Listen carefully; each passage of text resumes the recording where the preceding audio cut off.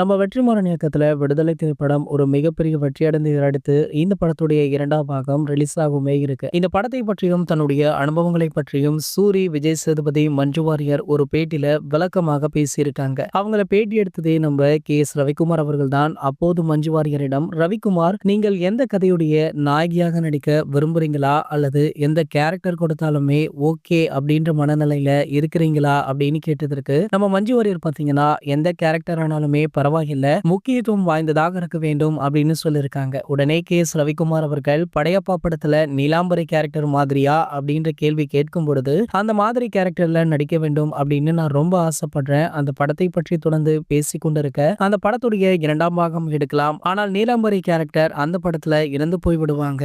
சாகும்போது அடுத்த ஜென்மத்திலேயாவது உன்னை அடைந்தே தீருவேன் அப்படின்னு சொல்லிட்டு தான் சாவாங்க. ஆனா ஜெயிலர் படத்துல ரஜினி அவர்களுக்கு அவங்க சட்னியும் சாம்பாரும் ஊத்தி கொண்டிருப்பாங்க அப்படின்னு நக்கலாக பேசியிருக்காரு நம்ம கே.எஸ். ரவிக்குமார் அவர்கள். ஆனா அடுத்த ஜென்மம் அப்படின்னு வைத்து கதையை தொடங்கலாம் அப்படின்னு கூறும் பொழுது விஜய் சேதுபதி, நீங்க கதையை எழுதுறது தானே சார், எடுக்கலாமே அப்படின்னு சொல்லுவாரு. அதற்கு ரவிக்குமாருமே ஓகே பாப்போம் அப்படின்னு சொல்லியிருப்பாரு. இதன் மூலம் பாத்தீங்கன்னா மஞ்சு வாரியரை வைத்து நீலாம்பரி கேரக்டர்ல படையப்பா 2 படத்தை ஒரு வேலை எடுக்க வாய்ப்பு இருக்கா அப்படின்னு கோடம்பாக்கத்துல ஒரு பேச்சு பரவலாக போயிட்டு இருக்கு. இந்த நிலையில பாத்தீங்கன்னா தற்போது நம்ம சூப்பர் ஸ்டார் ரஜினிகாந்த் அவர்கள் இந்த படையப்பா 2 படத்துல நடிப்பாரா இல்லையா அப்படின்னு ஒரு கேள்வியுமே இருந்துட்டு இருக்கு.